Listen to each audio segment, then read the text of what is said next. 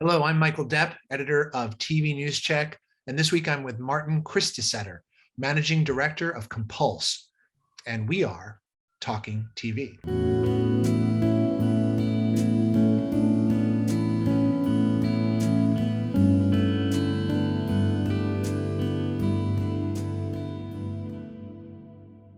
Talking TV is made possible by Making the Media, a podcast from Avid exploring the forces that shape the media, news, and entertainment business. The latest episode tackles the subjects of diversity and inclusion within the TV industry. Host Craig Wilson talks with Deborah Williams, Executive Director of the Creative Diversity Network in the UK. Making the Media is available on Spotify, Google Podcasts, Anchor FM, and other podcast platforms. Hello, Martin. Welcome. Michael, thanks for having me. So, as I said, you're the managing director of Compulse. It's an omnichannel marketing technology and managed services company owned by Sinclair. Tell us, just to start, what is Compulse and what is its mission? Absolutely. So Compulse, up until about a year ago, was an in-house digital agency for Sinclair, really servicing Sinclair stations, as well as the Sinclair advertisers, as well as being a middleman between the stations and the different vendors that we've been utilizing. In the last 12 months, we have really pivoted the company from being an agency to really become a marketing technology company and managed services company that is servicing not just Sinclair, but also other media companies and tier 2 agencies in the US. When you look at the mission for the company, the mission is really to help our customers grow better. We see a tremendous opportunity in really changing the way business is being done between technology vendors and the media companies and the tier 2 agencies, by making sure that digital doesn't just become a rapidly growing top-line business, but also a profitable one, by putting in place a platform that streamlines the workflow, as well as eliminating the arbitrage and bringing a lot of margin back for our customers. And so your direct competitors, at least on the OTT side, are Gamut, Premion. Gamut and Premion are competitors to the OTT specific offering that Compulse has. Absolutely. They are focused on a little bit different of a tier of a customer, but they have a very similar offering on OTT as Compulse. But what Compulse brings to the table isn't just a tactic or a solution or a sales arm around a tactic. We're actually bringing to market a planning tool, a DSP and an execution, as well as managed service across not just programmatic, but also search, social, GAM, what have you, as well as an omnichannel reporting UI to really showcase their performance across all the tactics that the media company is running on behalf of those advertisers. So really we compete with a lot of these siloed or single kind of solutions out there. And what we're really bringing to market is a holistic solution, or Compulse 360 platform that we call it, to really ensure that media companies and agencies can place all their media business with us versus just OTT as an example. Got it. It seems like, from what I've read so far, you're trying to do something different here with this agency. You're combining then a digital marketing services agency with an OTT agency. So why? I mean, what's the client benefit from this combination? Absolutely. What we're really bringing to market is a technology platform, right? So more than just an agency that can help do strategy and manage service, we're really bringing technology out to the industry. And really the core value prop of what we're doing is we want to try and help the industry grow better. Some of the biggest issues we are seeing today is it's almost like those Lumascapes that you see coming out once a year with all these media or technology companies that are in there basically providing services to the media companies. There are just way too many middlemen and basically resellers that are out there capturing too much of the margin, right? So what's going on is a lot of the media companies are paying a very, very high rate for the inventory that gets provided by their partner, because they're basically not having direct access on a DSP, right? They might be buying through a reseller, or they're buying on top of a DSP and they're marking up their services and the media cost.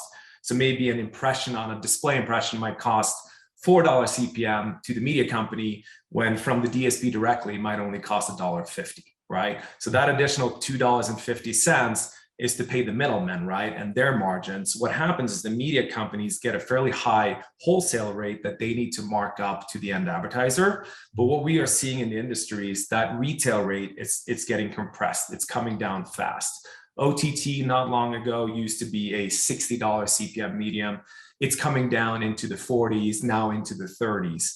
And if you have too many people in the middleman between the publisher, like the Viacom, CBSs, and the Slings, to the media company, there's very little margin left for the media company. So it's a rapidly growing top line business in digital, but the margin is getting compressed. So what we have set out to do is to really eliminate the arbitrage and bring these media costs and data costs that we buy directly through our own DSP that we own to our advertisers or to our media company customers to ensure that they have not just a rapidly growing top line business, but also a profitable digital business going forward. So is the target customer the station groups who might be too small right now to have their own agency? Is that part of what you're going for here? So some of our largest customers today, so Sinclair, we got Univision, we got plenty of other large media companies that have a sizable in-house digital operation.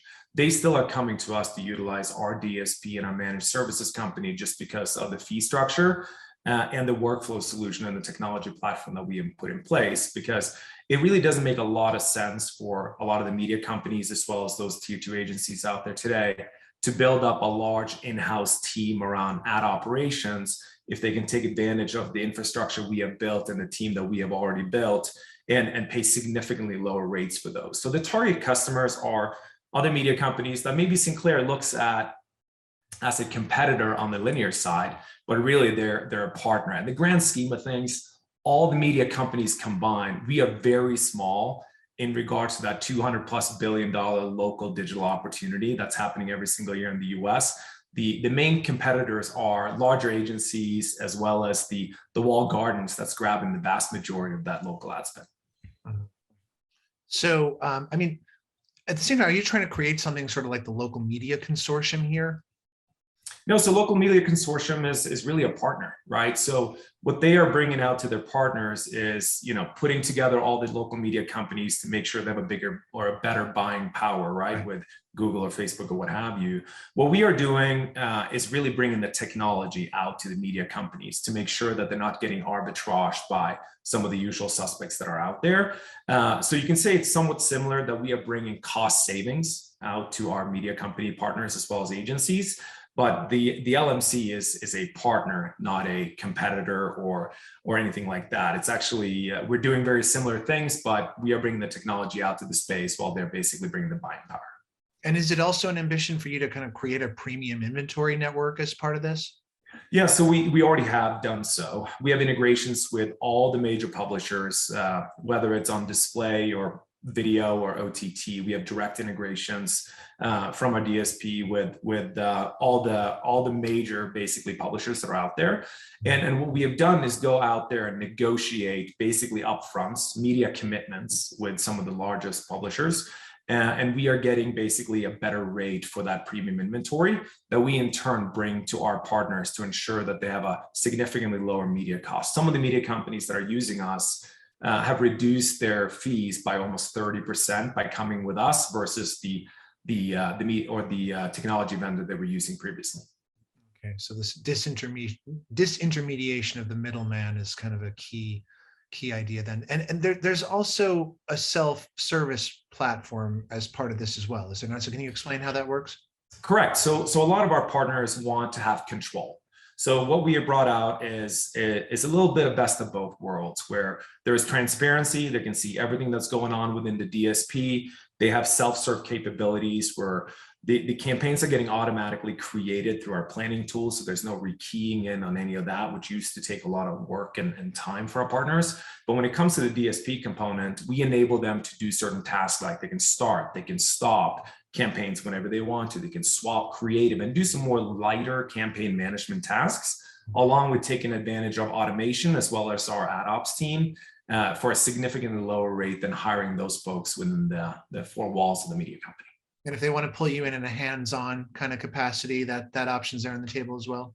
Absolutely. We're agnostic. If they want us to run their SEM, social, programmatic, or they would like to do a combination where some is run in-house and some is run by us, we're happy to entertain both options. To digital marketing services, I mean, is it a robust business still, or is it, a lot of people are in this, newspapers have been in this, trying to reclaim some of their lost revenue on digital that way. There are a lot of players in the space. How viable does it remain? Yeah, it's a very busy space, and there's a lot of revenue there. So hence why everybody is diving, headfirst into that pool of north of $200 billion now in local digital being spent across any and all markets in the United States. When you say that number, do you mean on digital marketing services? You're talking about digital, the whole pie? Yeah, digital ad spend in general, right? So really, what we're looking at is being able to help our partners capture more of that spend, right? So a lot of the media companies have actually transitioned away from doing a lot of these services. A lot of SEM and social, as an example, is basically a cost plus business now, where it's very lean margin. And a lot of the media companies went away from it just because there's a lot of effort going into the workflow in regards to not winning that business, because the customers they have on OTT, as an example, is also buying search and social. But when you start taking on some of those tactics, a lot of work, very limited margin because of the workflow. And most of those companies transition away from that for that purpose. What we're trying to bring is a technology platform that helps them do omni-channel, from the planning to the execution, as well as a reporting UI to showcase their performance, to really bring efficiency into being able to capture it. Because what we truly believe is there's tremendous ROI for the customer doing omni-channel digital, not just OTT as an example in linear with a media company, but do it all with that media company. And there's also tremendous revenue opportunity for the media companies as well, to be able to offer that wide variety of tactics. That said, the crux is to really have a workflow solution that can help solve the pain of getting those campaigns planned, executed, and reported against, and that is all readily available in the Compulse 360 platform. Right. Well, broadcasters refer to it as sort of a holistic approach and results oriented. Well, Martin, Compulse, very interesting idea you've got going on there. Thanks so much for talking with me. I appreciate it. Michael, thank you so much for having me. Thank you. Cheers. Cheers. A new episode of Talking TV is available most Fridays on TVNewsCheck.com. You can also listen and subscribe on YouTube, Apple Podcast, Google Podcast, and Spotify.